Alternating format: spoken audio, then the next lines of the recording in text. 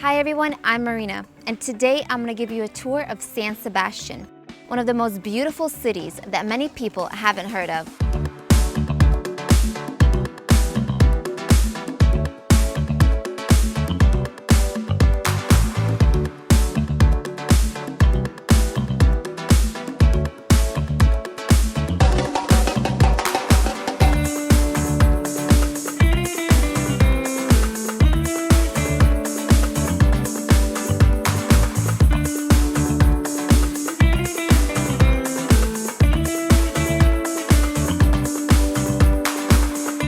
My husband and I, along with our 5 kids, are going on a 6,500-mile road trip across Europe. We are going to visit 30 of the most popular and most beautiful cities in Europe. Many of them are ranked among the most stunning destinations in the world.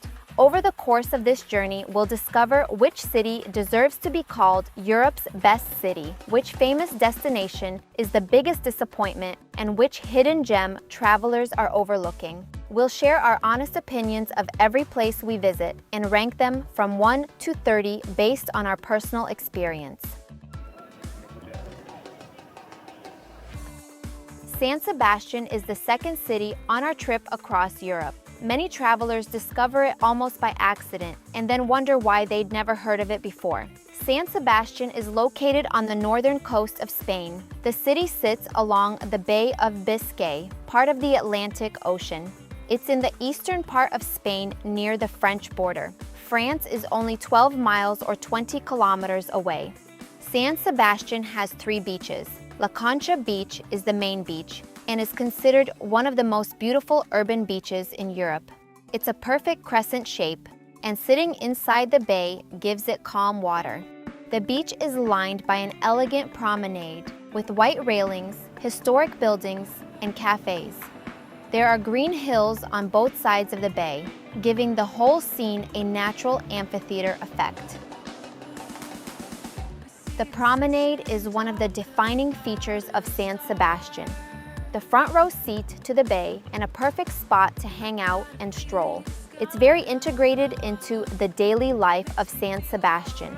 Not just a tourist spot, but part of how the city lives. It takes about an hour to walk one way along the waterfront between the 2 hills.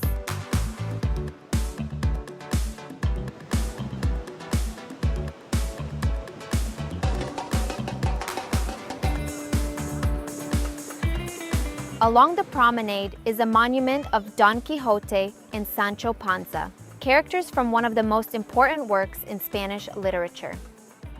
On the east side of the beach, the promenade brings us to a waterfront park. It's one of the first places you naturally pass when walking along the bay. There are flower beds, palm trees, benches facing the sea. There is also a 2-level vintage-style carousel and playground in the park. Our kids absolutely loved it here.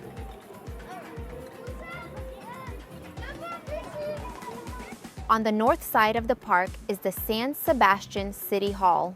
Originally built and functioned as a luxury casino, gambling was banned in the early 20th century, and the building was converted into the City Hall. This is why it has such a grand, almost palace-like appearance. The stunning waterfront in San Sebastián is a major draw for visitors and locals. Rising above the city on the eastern end of the bay is Monte Urgull, a wooded hill crowned by old fortifications, cannons, and the historic Castillo de la Mota.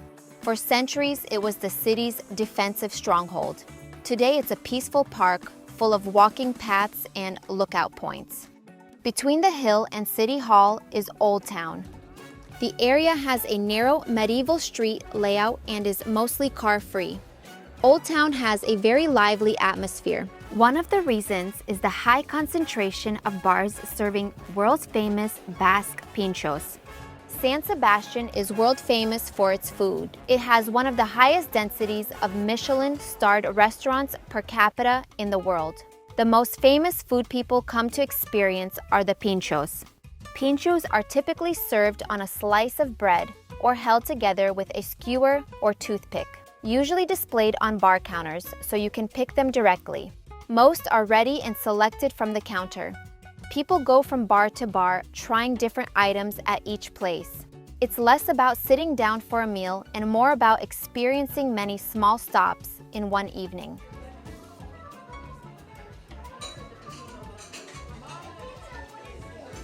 Another famous experience is the Basque cheesecake, also called burnt cheesecake. The cheesecake doesn't have a crust and looks very rustic and different from a traditional New York-style cheesecake. Dark, deeply caramelized, burnt top, almost custard-like center. It's baked at a high temperature, which creates that signature burnt exterior while keeping the inside soft and rich. It was created in the 1990s at La Viña in San Sebastián. Many restaurants around the world now serve their own versions. Today, it's one of the most photographed desserts in Spain. In the center of Old Town is Plaza de la Constitución, often called La Consti by locals.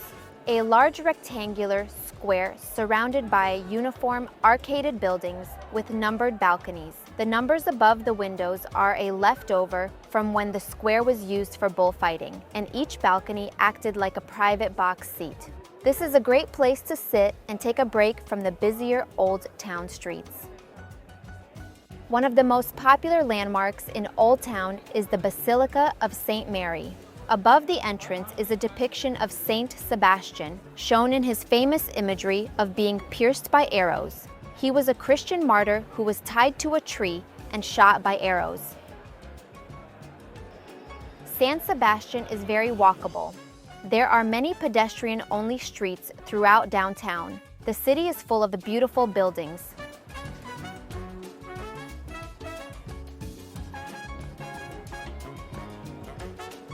Something else that the city excels in are the green spaces and parks. In the middle of the city's more formal center, we have Gipuzkoa Park, a quiet, elegant park offering a quiet contrast to the more energetic beach and Old Town areas of San Sebastián. In the middle of the park is a pond with small island-like sections connected by bridges. There are ducks, birds, and swans. It gives the park a slightly romantic, old European feel, kinda like a European botanical garden.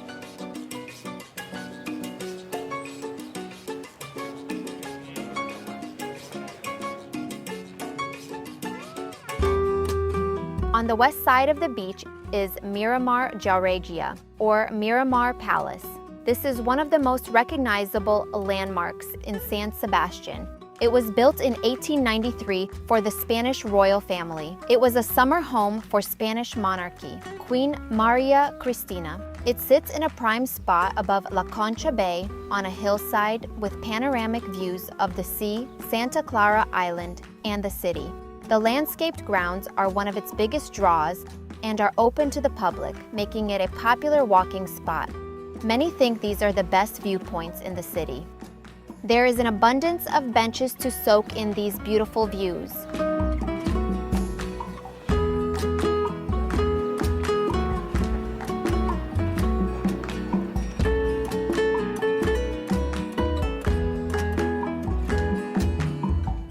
Further up the hillside is Aiete Palace, a historic aristocratic mansion sitting inside a very large, quiet, forest-like park. The building was originally a 19th century neoclassical residence for nobility. Later, it was also used by Spanish royalty. The palace is surrounded by Aiete Park, a large landscaped park with forests, ponds, and walking paths, giving it a more countryside atmosphere than a coastal one. Walking here feels calm and removed from San Sebastián's busy seaside areas.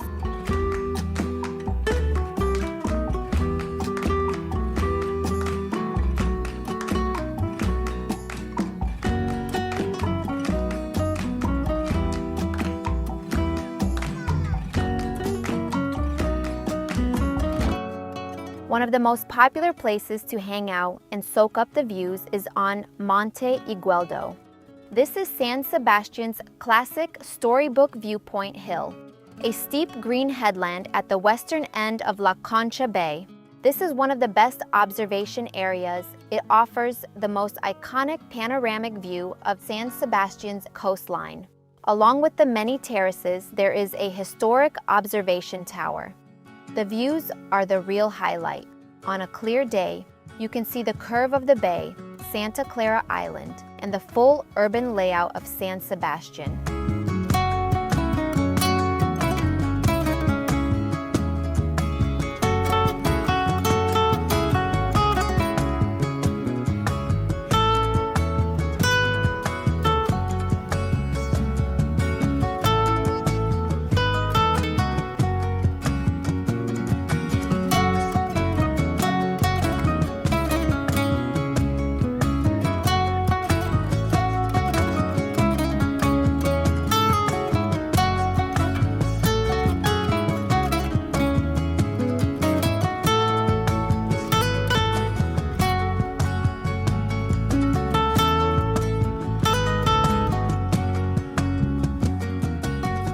There is a restaurant, hotel, and an old-fashioned amusement park at the top. To access this area, many take the historic wooden funicular. You could also drive or hike up. There is also a small vintage amusement park. Our kids absolutely loved the roller coaster. We could have spent the entire day up here. It's so beautiful in every direction.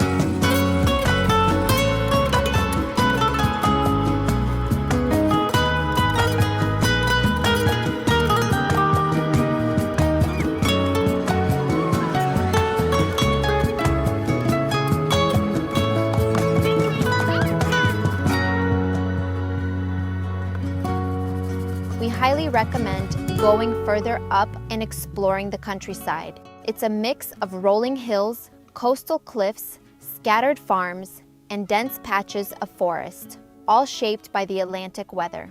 The hillside is full of small farms with many grazing animals. A very peaceful, beautiful area. Now for our honest opinion of San Sebastian. A year ago, when we started planning the trip to Europe, we actually never heard of San Sebastian until we went to dinner with friends of ours who are from Spain, and I asked them, I said, what's some of your favorite cities in Europe? And San Sebastian was one that they mentioned. I was like, where is that? When I was researching what are the best cities, most beautiful cities in Europe, I saw San Sebastian come up several times on the top 10 list. And I was like, okay, I'm gonna need to add that. And am I glad that we did? The most surprising thing was definitely the scenery.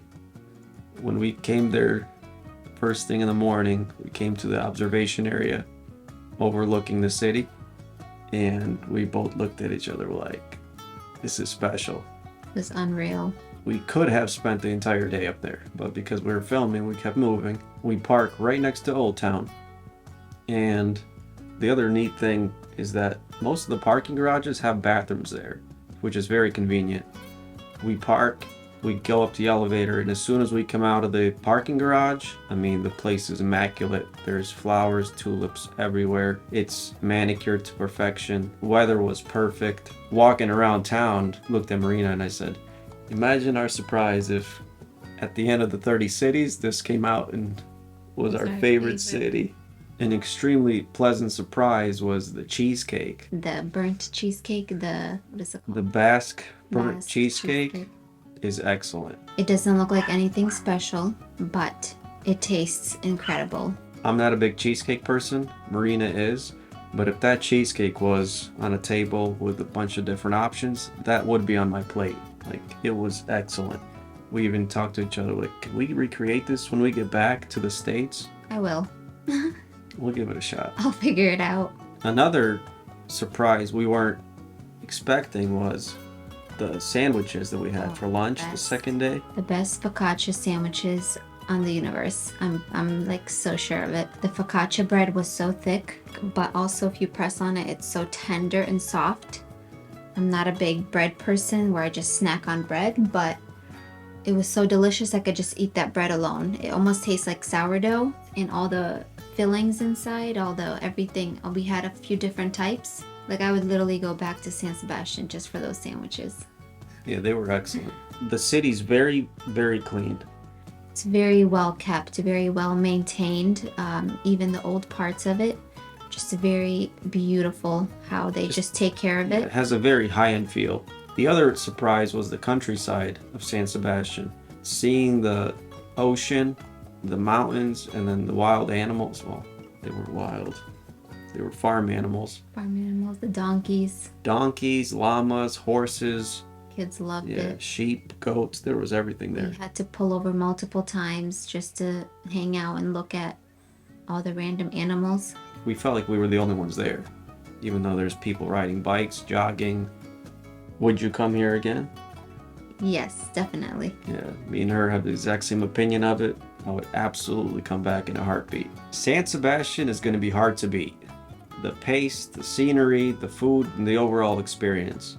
We have a new number one. Thanks for watching, and if you would like to support our journey, subscribe or join our Patreon community. And the next city we'll be visiting is considered to be the most fascinating and unique place on Earth that has been drawing people there for over 1,000 years. Until next time, as we journey across the real coast to coast.